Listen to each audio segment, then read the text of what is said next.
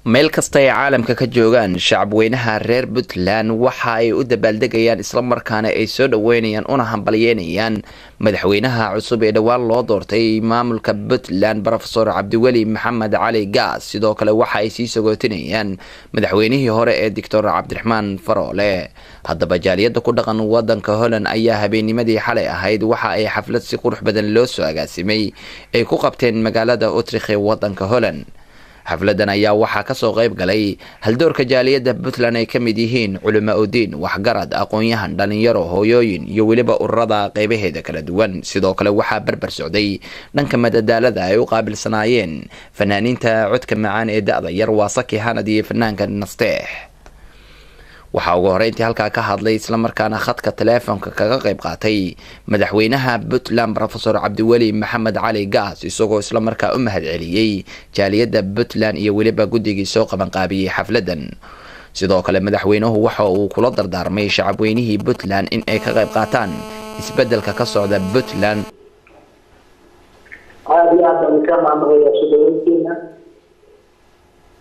هذا الكلام بغي يصير ونحن نقطع قبل كده الدنيا كان عجبتها. أنا رأينا هو في الجامعة المغربية بيننا ورأي مثل أشرف محمد فراوي. كنت كنا نقول على تاسوق يصير وقت يصير. كنت كنا نقول كده على الفقر أو حلالة جدا من الجاهلين ربي هو حال آمن شعراء العام وهنا وحي الخير هذا لا محجبه كان كثر من الجزء بدلا وعليانا تاريخ ده عليانا تاريخ سوق وإعاق طول شمالية وهنا خلال الشمالية بالشمالية بريد كهوجية الجملة عليها كاتبية.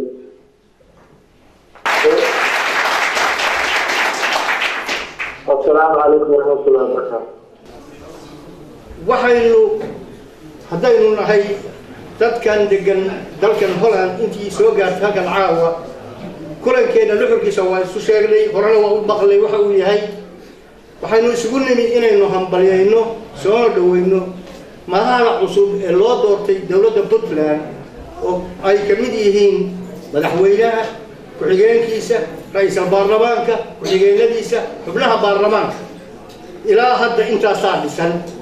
xukuumadii wali waa sugeynaa in iyana soo dhiso asan ka galay oo ay lubaalka dahabka ku qoranayno Cabdiraxmaan Faroole maantana waxa weeye wuxuu inoo yahay oday dhaqameed, oday Soomaaliyeed oo talada la weydiiyo gobolada soo kacaya iyo dadka maamul goboleedada dhisanayana waxaynu leenahay ku dayda Puntland. waxa weeye Soomaaliya hadda ka hor baan waxaan yiri annaga reer Puntland haddaan nahay fikrad dheeraad ah ku jirta waxa jira qof walba wuxuu ku dhashaa kullu mawluud yulad ala fitra marka fitradu waa nagu jirtaa oo marka aabihii ama hooyadii ayaa gaala ka dhiga ama yahuudi ka dhiga ama majuusi ka dhiga. annaga Soomaalidu waxaan dheernahay reer Puntland waxaa nagu jira fitrad qarannimo jecel يعني هو يروتيها تري كذا زوحي سانكي إشارة نوين هو خصوصا شاي سيدي نقول الدنيا نينو بيصح وقفها اللوجي. waxaa iyagana dhankooda ka hadlay gudoomiyaha jaaliyada iyo weliba guddigii soo qaban qaabiyay xafladan. inta kadib waxaan aad ugu mahadcelinayaa jaaliyada Puntland ee Holland ku dhaqan ee caawa halkan isugu timi inay u dabaaldegaan farxadooda ay muujiyaan dareenkooda ay muujiyaan doorashadii ka dhacday wadanka Soomaaliya gaar ahaan gobolka Puntland. runtii aad baan ugu faraxsanahay xafladatan aad qiimaha iyo qaayaha u leh oo aanu ku soo dhaweynaynay madaxda cusub ee Puntland uu madaxweynaha u yahay Dr. Cabdiweli Maxamed Cali Gaas iyo ku-xigeenkiisa.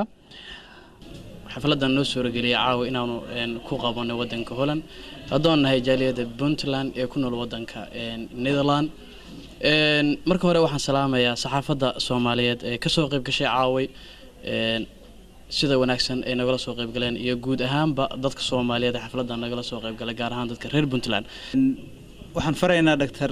Gaas inuu maxaan ku raada u abaalgoodo dadkii aaminay oo kalsoonida badan u muujiyay waxaad dareemi kartaa sida ummadda Soomaaliyeed meel bay joogto u soo dhaweysay waxaan leeyahay Allah idinla garab gala hawshiina culus marka madaxdii hore soo shaqeysana hambali aan leeyahay bogaadin halkaan uga dirayaa saxaafadda madaxa banaan oo sida wanaagsan oo qiimaha leh xafladda uga soo qayb gashay waxaan kaloo farxad halkaan aan la soo koobi karin aan ugu dirayaa madaxda cusub ee Puntland ka soo qayb galayaashii sida wanaagsan uga soo qayb galay halkaan waxaan hambaliyo uga dirayaa madaxweynihii hore Dr. Cabdiraxmaan Faroole oo si fiican u soo shaqeeyay waxaan maanta caawa hambaliyayaa inaan xalfadda ka qayb galo xalfadda Puntland madaxdii hore iyo madaxda cusub lagu soo gootinayo ka dhacay dalka Netherlands aad baan u mahadsantiin halkaan ku sugannahay waa magaalada Utrecht ee ka socota xafladda quruxda badan ee loo soo agaasimay madaxweynaha cusub ee Puntland xafladan ayaa waxaa ka soo qayb galay haldoorka Puntland ee ku dhaqan wadanka Holland